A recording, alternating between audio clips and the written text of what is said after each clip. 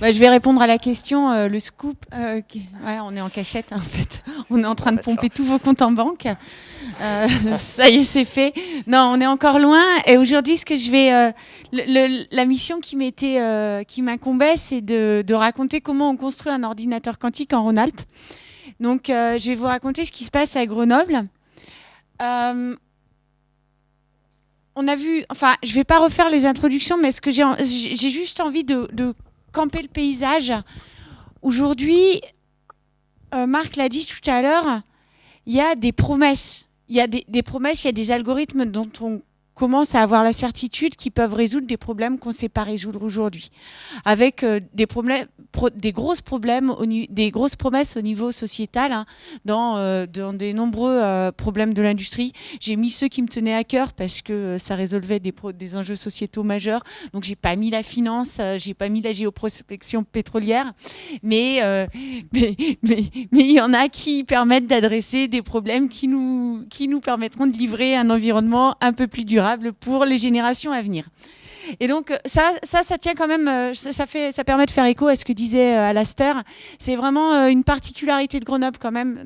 Si je prends un tropisme grenoblois quand je présente ça, c'est le côté SHS qu'on a adjoint à notre recherche. On finira, là je me lance dans l'entreprise, dans l'entrepreneuriat, qui est un problème que nos financeurs commencent à regarder aussi. Parce qu'on veut quand même un monde assurable et sinon il n'y a plus rien. Donc je choisis mes problèmes. Et on a la promesse que le quantique il peut avoir un impact sur ces problèmes-là. La question qui se pose, on a vu, hein, aujourd'hui, on parle tous au futur ou au conditionnel. Et pourquoi ?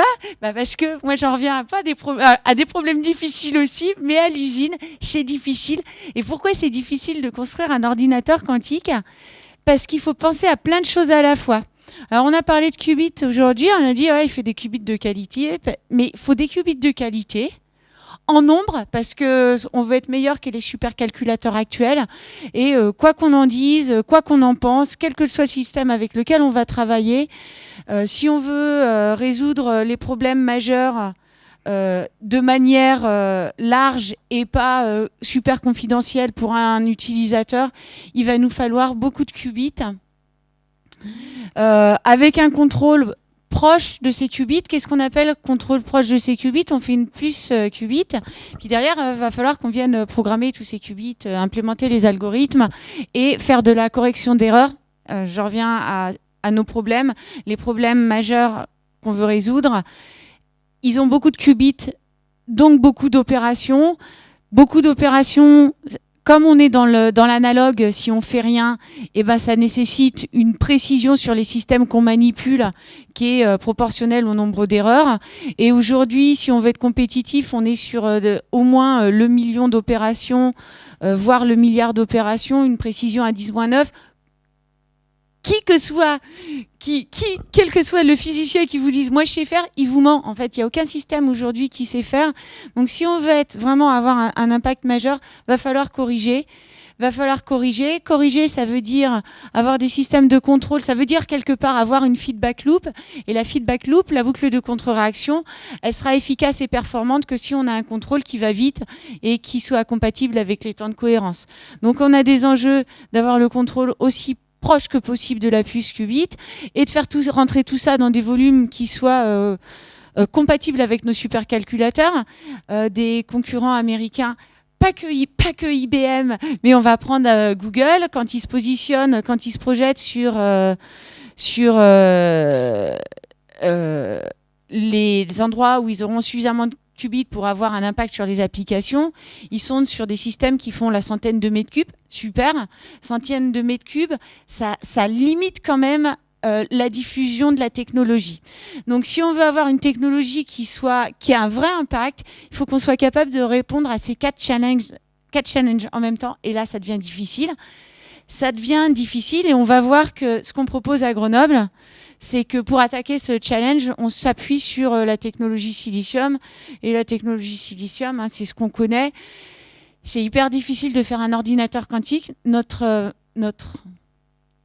idée au départ, et on l'a vérifié, je vais vous montrer comment on l'a vérifié, c'était qu'on innove déjà de manière assez en rupture en construisant cet ordinateur quantique.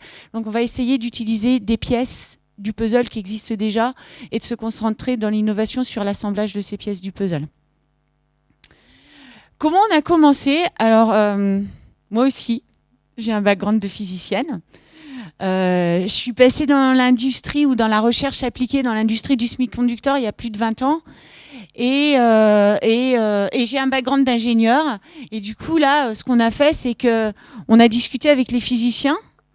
On les a fait parler sur les types de qubits qui travaillaient. Et puis, on s'est mis avec des ingénieurs. On s'est dit, ouais, nous, si on veut adresser les 4 challenges en même temps, c'est quoi les figures de mérite qu'il faut prendre en compte au-delà du nombre actuel de qubits. Parce que ce qu'il faut voir, c'est que, on le disait tout à l'heure, les premières machines, elles existent. Hein. On va se connecter chez IBM, on peut faire tourner nos calculs, on peut acheter une machine chez Rigetti. Et les premières machines, elles existent, elles sont parties sur 2 types de systèmes, et on les voit, c'est les superconducteurs. Supraconducteurs et les systèmes AMO, c'est tout ce qui est atomes et molécules, qui sont des systèmes de laboratoire qu'on adressé en priorité, qui sont partis de la qualité des qubits. C'est des systèmes de la physique qui sont issus des laboratoires académiques, c'est super intéressant. C'était des systèmes qui étaient des systèmes modèles dans lesquels on fait de la superphysique, mais on part de la qualité. Derrière, on va galérer à faire, à tout mettre ensemble, les 4 contraintes qu'on s'est fixées. Et du coup, c'est pour ça qu'avant de partir bille en tête, on a regardé les figures de mérite qu'il fallait prendre en compte pour faire un système où on va mettre des centaines de milliers, voire des millions de qubits. Donc, forcément, la taille, ça sort. Si on veut être compatible, respecter les contraintes de volume.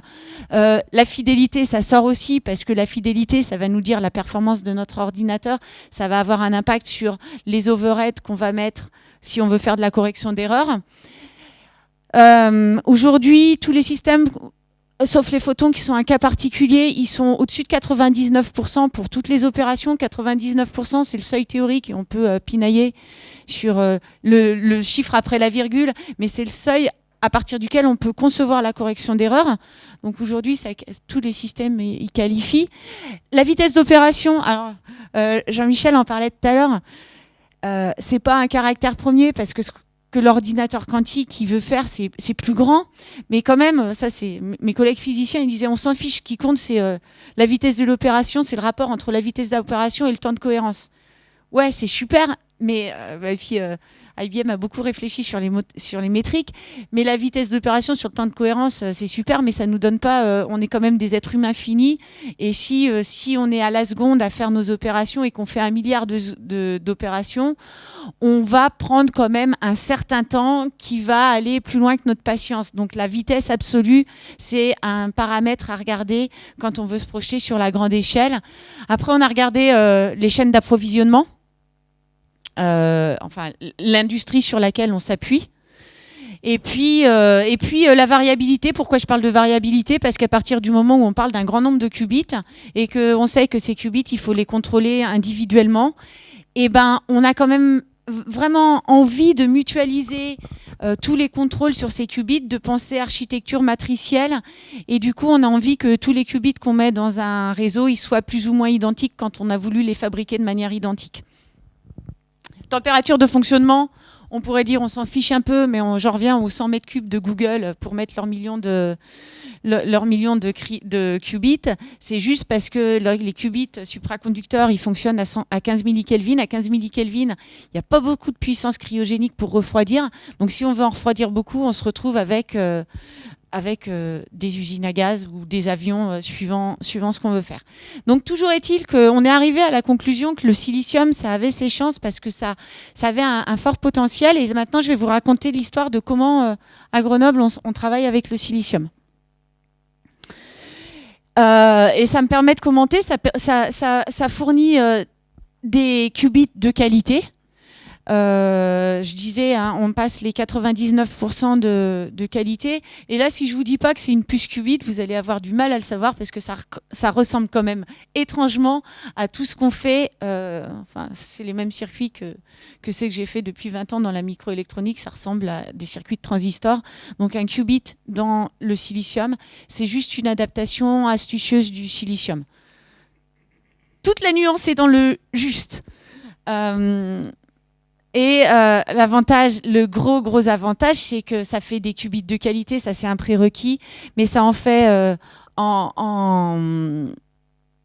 en quantité, et là j'ai encore confondu quantité et qualité, donc ça en fait en quantité, parce que la microélectronique c'est l'industrie, quand même l'industrie de la répétition, ce que j'insiste, et je pense qu'il faut vraiment insister là-dessus, c'est qu'on a de la cointégration naturelle avec les circuits de pilotage, et ça c'est un gros différenciant quand on va vraiment entrer dans les phases de correction d'erreurs, parce que ça va nous permettre d'aller vite.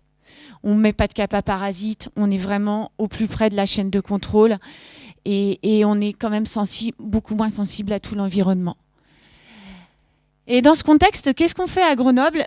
Alastair, il le disait tout à l'heure, on a des forces historiques. On a des forces historiques, on a des labos de recherche fondamentale et Grenoble, c'est quand même une ville un petit peu pilote. Au sens où ça fait un moment que les trois Louis, Merlin-Gérin, Veil et Néel, ont pensé que mettre ensemble recherche, industrie et éducation, c'était un cocktail qui gagnait. Et nous, on est baignés dans ce contexte. Et dans ce contexte, ça fait un moment que dans le cadre de la microélectronique, on travaille au niveau hardware entre la recherche fondamentale et la recherche appliquée. Et dans ce contexte-là, on a adjoint les compétences du CEA Leti, où nous, on sait fabriquer des puces et concevoir des circuits intégrés, avec celles de mes collègues de recherche fondamentale de l'Institut de l'IRIG, de recherche fondamentale du CEA, qui depuis 15 ans, c'est le labo où j'ai fait ma thèse, et depuis 20 ans en fait, je leur donne des dispositifs pour qu'ils regardent et qu'ils comprennent, qu'ils améliorent la connaissance du fonctionnement de ces dispositifs à basse température. Au début, c'était vraiment pour le fun, hein, l'augmentation du savoir. On va comprendre les propriétés de charge et de spin de ces dispositifs. Donc, il y a 20 ans d'expérience. Et puis, on travaille avec l'Institut Néel du CNRS, qui a une grosse expertise en ingénierie quantique. Et on est une équipe projet. On a un peu désobéi à nos hiérarchies. À savoir, on a cassé les frontières CEA-CNRS et on a dit, nous, on bosse ensemble, débrouillez-vous pour nous donner des moyens. Et donc, cette équipe, donc ça, c'est l'équipe historique. Et depuis 2016, il y a cette dynamique à Grenoble où, Alastair l'a présenté, on est vraiment dans un écosystème super dynamique. On a la chance d'être dans un écosystème super dynamique, à la fois au niveau scientifique, avec désormais Quantalp, anciennement QEng, où il y a tous les laboratoires grenoblois qui font de la science, mais aussi, là, je peux m'appesantir un peu plus sur l'écosystème industriel, où on a la chance d'avoir ST et Soitec pour ce qui est bassin de la microélectronique, et puis on a des industries habilitantes avec Air Liquide, Absolute System et Cryoconcept, qui sont des grands de la cryogénie. Radial, qui fait des connecteurs super spécifiques. Et on travaille avec... Et puis Silent Wave, c'est une start-up c'est une start-up issue du CNRS qui fait des amplificateurs de très haute qualité qui fonctionnent à basse température. Et on est lié à Atos. On travaille avec Atos. Alors Atos, c'est un petit peu... c'est plutôt au CLEC qu'on travaille. C'est moins avec Grenoble. Sur la mise en ligne et l'émulation de nos qubits. Ce qui est intéressant, c'est que cet écosystème, c'est des partenariats qu'on a depuis 15 ans aussi. Et on travaille avec cet écosystème industriel sur leur prochaine génération de produits. Et ce qui est intéressant, c'est que ces prochaines générations de produits, elles vont satisfaire les besoins dont on a, nous, pour fabriquer notre ordinateur quantique. Donc, il y a vraiment un intérêt commun à travailler ensemble. Ce qui fait que ça nous a permis de mettre en place une approche système où on travaille certes sur la physique et sur la fabrication des qubits, c'est important, mais ce dont on se rend compte, et c'était toute la complexité du problème, et on en revient aux questions de tout à l'heure dans l'information, est-ce qu'on a juste besoin de physiciens? Alors la réponse, elle est claire, non, surtout pas, sinon on va jamais converger, et puis on ne construira pas une machine, on construira des qubits, et ce qu'on veut, c'est vraiment construire une machine, et donc on a des physiciens et des gens de la technologie qui travaillent sur la chip et l'amélioration des qubits. On a des concepteurs de circuits qui sont en lien avec ces physiciens et ces gens de la technologie pour concevoir les circuits de contrôle. Et on remonte sur comment on assemble ces circuits de contrôle avec la puce et comment on va faire que ça marche bien dans un cryostat, comment les cryostats ils sont dimensionnés et comment ça va s'interfacer avec tout ce qui est ingénierie logicielle et que ça va marcher dans un calculateur. Et ce qui est intéressant, c'est que on a des gens qui sont vraiment très disciplinaires, puis on a des gens aux interfaces qui permettent de faire les liens. On a développé un vocabulaire où on commence à se comprendre aux interfaces, parce que quand on parle pour certains de back-end, on parle vraiment pas du tout de la même chose suivant le domaine d'où on vient. Et du coup, là, maintenant, on arrive à se comprendre et on a quelques gens qui font les interfaces, des gens qui ont la vision globale et des super spécialistes. Ça nous permet d'avoir un portefeuille brevet, ça c'est pour vous donner quelques ordres de grandeur. J'ai dit on travaille depuis 15 ans ensemble. On a une claire accélération depuis 2019 qui est associée au fait qu'on a gagné un prix à l'ERC. L'ERC, c'est European Research Council. Et on a gagné une bourse de 14 millions d'euros en 2018, opérationnelle en 2019, pour lever les verrous de recherche qui permettent de concevoir un ordinateur quantique à base de silicium. Nos tutelles nous ont suivis et depuis 2019, on a dépensé plus de 30 millions d'euros. On a une équipe d'environ 80 personnes qui travaillent sur ce problème de l'ordinateur quantique à base de silicium et on s'appuie sur les plateformes technologiques du LETI, du CNRS pour la cryogénie et puis du LETI et du LIST. Le LIST, c'est le département ingénierie logicielle du CEA pour tout ce qui est conception de circuits et conception de logiciels, ce qui nous permet d'avoir un portefeuille brevet qui est modeste par rapport à ce que sait faire IBM, qui est très compétitif par rapport aux technologies françaises et qui est, par rapport aux autres groupes de recherche en France. Et du coup, on a des résultats majeurs. Voilà aujourd'hui ce qu'on sait faire. Aujourd'hui, on sait fabriquer un qubit. Enfin, depuis 2016, on sait fabriquer un qubit. Donc, comme tout le monde, on a travaillé sur la qualité. Et comme tout le monde, aujourd'hui, on sait faire des qubits qui sont au-dessus de 99% de fidélité. Vraiment, l'originalité de l'approche, c'est que dès 2017, on s'est dit, ouais, ces qubits, on veut les assembler dans un système et on va en faire beaucoup. Et donc, on a proposé une architecture pour la grande échelle. On a des circuits de contrôle à basse température. On manipule nos charges déjà dans des réseaux pour préfigurer les matrices de qubits. On travaille sur des modèles qui vont permettre d'être distribués et d'avoir des émulateurs et de enabler l'écosystème logiciel. Et puis, on a une technologie actuellement qui tourne, qui s'est fabriquée jusqu'à 16 qubits. Et puis là, ce qu'on met en place, c'est les technologies pour aller à plus grande échelle, hein, les technologies matricielles. Alors, on est en retard sur les semi-conducteurs et les systèmes atomiques. C'est que c'est dur, en fait. De travailler dans le silicium, ça prend du temps. Il y a beaucoup de savoir-faire. Et ces savoir-faire, même si on voudrait faire du quick and dirty et tester des concepts, en fait, ce savoir-faire, comme on est vraiment dans les limites de la technologie, aujourd'hui, on est aux limites de ce qu'on sait faire dans la microélectronique. On fait du reuse, mais on est à l'état de l'art de ce qu'on sait faire. On est obligé de passer par toutes les étapes, ce qui fait que ça prend du temps. Mais en fait, une fois que ça marche, c'est solide. Et donc tout le pari, c'est que c'est là aujourd'hui, on a mis en place une infrastructure et que maintenant on va récolter tout ce qu'on a semé. Et donc on voit que déjà on accélère. Là, on a les technologies pour avoir jusqu'à 144 qubits. Et j'ai dit à mon équipe, mais pourquoi s'être arrêté à 144 ? Qu'est-ce qui vous limitait, les gars ? Et en fait, il y a la réponse, c'est rien, mais on ne sait pas encore les piloter. Oui, mais le temps qu'on sache les fabriquer, on saura les piloter. Et là, on entre vraiment en phase d'amélioration continue. Et donc, ça nous permet d'avoir une roadmap où on avait un qubit 2016-2018. 2018, j'ai mis un qubit de qualité. Cette année, on va démontrer qu'on sait faire 6 qubits. Ça a été démontré scientifiquement. Là, on va le démontrer sur notre technologie industrielle. On est en cours de démonstration. Et on se projette à avoir un prototype à plus de 100 qubits. Je vous ai montré les photos du 144 qubits à l'horizon de 2024. Et voilà. Et ce qui nous permet là de nous lancer, on a cet écosystème scientifique et d'enseignement, on a l'écosystème partenarial. Maintenant, il faut accélérer, donc on passe en phase d'industrialisation pour accélérer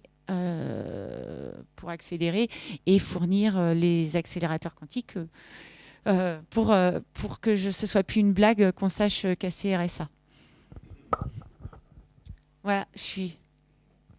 Voilà ce qui se passe à Grenoble actuellement.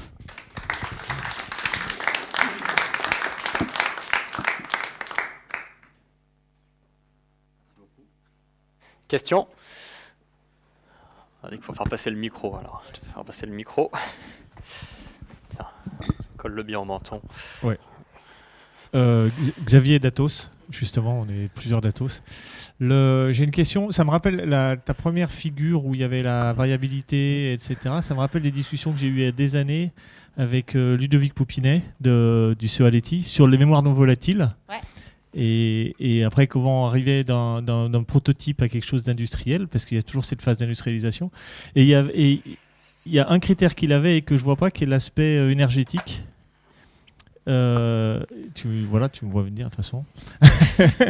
Et quand on en aura 100 000, et qu'on met autour toute la partie cryogénie, quand on met tout le contrôle, etc., où est-ce qu'on va tomber, quoi ? Ouais, alors, elle est vraiment super intéressante, ta question. Et puis, c'est pareil, c'est le tropisme grenoblois. Ça fait partie des choses qu'on regarde depuis 2016. Pourquoi je ne l'ai pas mis, le critère énergétique ? Parce que ce n'est pas au niveau du qubit. Là, c'était les propriétés du qubit individuel. Au niveau du qubit, tu es censé être réversible. Et du coup, tu n'es pas censé dépenser de l'énergie. Ce qui crée ta dépense énergétique, c'est ton code correcteur d'erreur. Et là, on remonte plutôt sur l'électronique classique. Et ce qui va dissiper, c'est l'électronique classique qui va faire la boucle de contre-réaction. Et ça, on est en train de faire des premières évaluations aujourd'hui.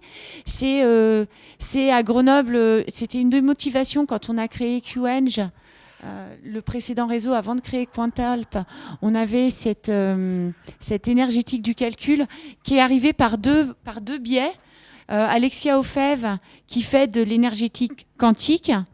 Et moi, je suis arrivée du monde de la microélectronique en disant les gars, là, c'est le problème majeur dans le monde du numérique. Si on ne le prend pas en compte tout de suite, on n'adresse pas les vrais problèmes. Et donc, Alexia, aujourd'hui, elle est en train de monter une initiative Quantum Energetics qu'on applique effectivement à nos qubits. Mais je ne te l'ai pas mis là parce que ce n'est pas une propriété du qubit individuel aujourd'hui. Et dans les solutions que tu proposes, les 4 que tu mets ici, il y en a certaines, on sait que ça ne marche pas du tout. Si on prend dans la totalité, c'est-à-dire quand on prend pour un calcul donné, si je commence à coupler un ordinateur classique, un ordinateur quantique, et que je mets la cryogénie, etc., est-ce qu'aujourd'hui on a des suspects qui, on va dire, eux, ils sont plutôt du bon côté de la barrière et d'autres qui sont plutôt du mauvais côté de la barrière ? Non. Alors après, la réponse, c'est des réponses... on est en train de les formaliser, mais ceci dit, c'est pas rocket science de dire que plus le taux d'erreur il sera bas, moins tu auras d'électronique classique et donc plus l'avantage quantique énergétique sera grand. Ou alors on espère qu'au moins on sera compétitif. D'où l'intérêt de continuer à travailler sur la sur la précision, sur la qualité des qubits, même si on a atteint des seuils de correction d'erreur, on se rapproche, enfin, on augmentera l'avantage énergétique quantique. Après, c'est facile de te répondre sur des approximations super haut niveau. Aujourd'hui, il faut qu'on les formulise, ces approximations, mais c'est super architecture dépendant parce que les codes correcteurs qu'on va implémenter, le nombre de coups d'horloge qu'on va faire, ça dépend beaucoup de combien de contrôles on va avoir besoin pour chaque qubit. Et aujourd'hui, on a tellement d'incertitudes qu'en tant que chercheur, c'est encore difficile de fournir un chiffre qu'on n'a pas super consolidé. Il faut qu'on apprenne à le faire. Mais ouais, c'est en cours. Et c'est quelque chose qui nous tient vraiment, vraiment à cœur. Au départ, c'était pour limiter la consommation énergétique. C'était vraiment pour pas se prendre les murs qu'on est en train de se prendre dans le numérique classique. Là, on essaye de pousser le raisonnement en se disant ouais, on voudrait même offrir un avantage énergétique quantique. Et comment on peut concevoir notre machine pour qu'elle offre cet avantage énergétique quantique. D'autres questions? J'en ai une dernière. À ce moment-là, j'ai une petite. Tu parles de variabilité et tu parles de silicium. Et c'est quoi à peu près la variabilité d'une chaîne de production d'un transistor silicium aujourd'hui? Ouais, alors, effectivement, c'est balèze, je ne sais pas le donner en pourcent. En fait, en revanche, ce que je sais faire sur le silicium, là, aujourd'hui, je fais un petit cours sur le transistor. Dans un transistor, si on veut diminuer la variabilité, c'est super facile. Il suffit qu'on augmente la taille du transistor. Donc, quand on veut faire des transistors qui ont exactement les mêmes caractéristiques, on augmente la taille du transistor, on moyenne les effets. On a, en fonction du pourcentage de variabilité qu'on veut, on augmente la taille et puis on se met à l'aspect qui est nécessaire. Dans le quantique, ça ne marche pas parce qu'il faut qu'on soit petit. On veut confiner notre charge et donc on se met aux dimensions minimales du transistor, ce qui nous permet de piéger. Je n'ai pas tellement commenté ce que c'était qu'un qubit dans le silicium, mais en gros, c'est un mauvais transistor dans lequel on vient juste piéger une seule charge. Nous, on veut des bons transistors parce qu'on vient charger des kappa et donc on veut que ça aille vite. Donc on veut faire passer beaucoup de courant. Le qubit dans le qubit dans le silicium, c'est exactement l'inverse. On veut une charge dont on vient manipuler le degré de liberté de spin. Donc on fait un très mauvais transistor. Mais on le fait tout petit parce qu'on veut que cette charge, elle ait des niveaux d'énergie bien différenciés et qu'on soit capable d'en faire passer qu'une à la fois. Et donc, aujourd'hui, quand on commence à caractériser la variabilité, on est exactement au même niveau que ce qui est dans le transistor à ces dimensions-là. Il y a pas de... Voilà, on est vraiment au même niveau. Et c'est ce qui est bien pour nous, c'est qu'on bénéficie du coup de toutes les améliorations qui sont faites dans le monde de la microélectronique classique. Petite question, donc je repère le micro. Ouais, sauf s'il y a d'autres questions dans la salle. Ah ouais, bon, on va prendre la question de la salle, c'est mieux. Attends, prends le micro, Jean-Baptiste. Il y a quelque chose qui me frappe. Vous avez dépensé 30 millions depuis 2017, 18 19. Est-ce que vous vous êtes tourné vers des financements plus privés? Parce que quand je vois qu'une application arrive à lever 150 millions on y va, assez facilement. Ouais. On y va. En septembre, on y va. Bon, cool. J'étais en retard parce que je parlais avec des investisseurs avant de venir. D'accord. Non, parce qu'il y a des promesses qui sont énormes. Et, ouais. C'est juste hallucinant qu'on arrive à trouver 150 millions pour faire une application qui fait je sais pas quoi sur le téléphone et qu'on soit pas capable d'investir sur des choses qui peuvent solutionner des problématiques un peu intéressantes, quoi. On y va, ça fait 3-4 ans qu'on se pose cette question entrepreneuriale et d'aller chercher des fonds privés. On a gagné beaucoup d'argent à l'Europe et nos tutelles nous ont donné beaucoup d'argent. Donc il fallait qu'on trouve un moyen de lever, de pas perdre cette dynamique en fait, parce que c'est 30 millions d'euros sur 3 ans. En première levée, si on consolide pas, on risque vraiment de perdre notre dynamique. Et aujourd'hui, on a en place tout le contexte qui va bien. Le plan national quantique a permis de sécuriser des fonds pour nos laboratoires. Donc si on part, la recherche, elle ne s'arrête pas. On est capable de valoriser la recherche qui va continuer dans les laboratoires. Et l'investissement dans le quantique et l'investissement en France, aujourd'hui, ils sont dans une dynamique où on peut lever beaucoup. Dès les premières levées, on n'est pas obligé de se cantonner à quelques centaines de kilos euros dès la première levée. On vient, enfin, comme je suis arrivée en retard, j'ai pas vu s'il y avait eu Alice et Bob qui vient de lever récemment 27 millions d'euros sur sa seed ou sa série A. C'est leur deuxième levée. On voit que on peut lever de manière significative, même en France. Tu commences à avoir des fonds d'investissement en temps spécialisés dans la technologie quantique, comme le fonds Quantonation. Je ne sais pas si vous travaillez sans doute avec eux. Eux, ils investissent quasiment que dans des startups de l'écosystème quantique en France et les pays environnants. Donc c'est intéressant d'avoir des fonds comme ça spécialisés. C'est peut-être pas trop l'état d'esprit avant, mais c'est quand ça. Ouais, c'est le génie de Charles Beck-Beder qui a pensé il y a quelques années à faire un fonds spécialisé. Et ils ont fait une bonne clôture là, il y a pas très longtemps. Et ils sont en train de penser au prochain fonds et avoir des moyens significatifs pour accompagner leur start-up sur plusieurs tours. Et là, pareil, la recherche, j'imagine aussi, a des effets bénéfiques collatéraux sur... Ouais, c'est rigolo parce qu'on travaille beaucoup. J'ai pas mis la commonalité avec tout ce qui était mainstream de la microélectronique. Mais on se tire les uns les autres, quoi. Ce qui est 5G, ce qui est 6G, en communication RF, on utilise, on pose des problèmes, ça avance. Sur la techno, j'ai parlé un peu des architectures crossbar. On a des problèmes, même à 0,1% de variabilité, on aimerait bien être un petit peu à moins. On est en train de réfléchir avec nos collègues à comment utiliser des nouveaux dispositifs, c'est ce qui s'appelle les mémoires back-end, qu'on peut utiliser en architecture réseau, et ça peut avoir un retour sur les mémoires. Et on arrive avec des problèmes, et effectivement, on fait des allers-retours. C'est aussi pour ça qu'il y a une accélération que depuis 2019. Avant 2019, moi, je dirigeais tout ce qui était innovation, hardware pour le digital, pour le calcul. Et mes chefs, ils me disaient... Là, je fais un truc sur le quantique et je disais non, on peut pas tout de suite parce qu'il y a tellement de mutualisation qu'on était mieux, on était encore mieux tous ensemble. Maintenant, il y a tellement d'ampleur qu'on arrive à se parler, on est plus structuré. Mais oui, définitivement oui. Sur ces deux exemples, sur les logiciels de simulation qu'on pousse dans leur retranchement. Ouais. Mathias a une question. J'ai une question, oui. Donc tu dis que vous tenez par la main avec les gens qui sont sur la ligne de front de la microélectronique. Vous avez besoin de quoi comme finesse de gravure là, parce que les gens de la microélectronique, ils ont du mal à suivre en ce moment. Ouais, on est plus relax. Ah, en fait, c'est 100 nano là. Ouais, je sais pas si j'ai mis... T'as vu les dimensions caractéristiques? Il y a la surface, donc j'imagine que c'est 100 nano. J'ai pas... Si. Bon, alors, ouais, c'est un peu difficile. Il faut voir. Le pitch auquel on travaille, on est plutôt à 80 nanos, ce qui correspond aux technos qui sont en Europe. Ce qui nous permet de réfléchir aussi...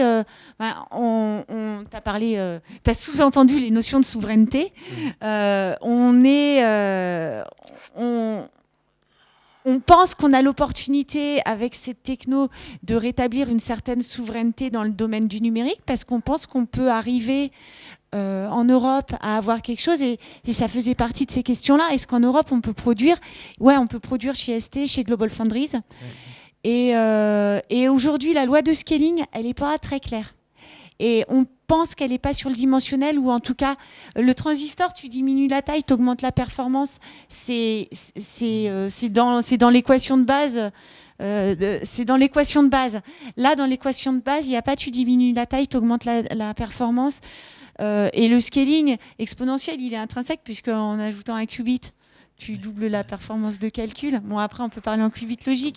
Mais je pense que ce n'est pas exactement la même loi de scaling. Et pour l'instant, tout ce qu'on a montré, c'est que c'est OK avec 80 nanomètres. Oui, d'accord. Donc, oui, c'est ça. Vous pouvez encore descendre un peu sans sortir. Ouais, on a encore de la marge, en fait. D'accord. On a encore de la marge. Tu parlais de souveraineté, là, à l'instant, ça mène à la question que je voulais te poser. Aujourd'hui, c'est qui votre challenger? J'avais en tête Intel. Il y en a d'autres. Il y a qui encore? On va même pas parler des concurrents, mais bon. On a Intel. Le gros challenger, c'est Intel. Ouais. Voilà, on est en frontal avec Intel. sur le silicium. Intel nous appelle régulièrement pour savoir si on veut bien travailler pour eux. C'est une défense de position en expliquant à tout le management que ouais, ils peuvent nous donner un peu d'argent maintenant, mais je te promets que si on a un peu de temps, quand ils reviendront, on n'aura pas du tout les mêmes forces et on ne sera pas du tout sur le même pied d'égalité. Donc là, on a vraiment nos forces. Donc le vrai challenger, c'est Intel parce qu'ils ont cette capacité à faire du système. Ils ont quand même les moyens de s'installer. Ils savent ce que c'est que construire un ordinateur. Nous, on a beau avoir un écosystème qui est fort. On a beau être au CEA, ce qui est confortable d'être au CEA parce qu'on est à la fois... on est quand même les plus gros consommateurs de calcul intensif de France. Donc spécifier ce que c'est qu'un supercalculateur, on sait le faire. Mais quand même, quoi, Intel, c'est fort en face. Le calcul qu'on fait, c'est que le pari qu'on fait, c'est que c'est hyper complexe, le problème qu'on cherche à résoudre. Et que la colocalisation des compétences est déterminante dans la vitesse à laquelle on va progresser. Et que nos 15 ans d'expérience... On a quand même vu pas mal de choses. Ils sont plus récents. Ils sont Intel Hillsborough à Portland, laboratoire de physiciens, QTech à Delft. Honnêtement, c'est Jean-Michel qui me disait, nous on sait dire à mon collègue, j'ai pas compris, est-ce que tu peux me répéter s'il te plaît? Ce qui est beaucoup plus difficile à dire quand tu te vois jamais en fait. Merci beaucoup, c'était super bien.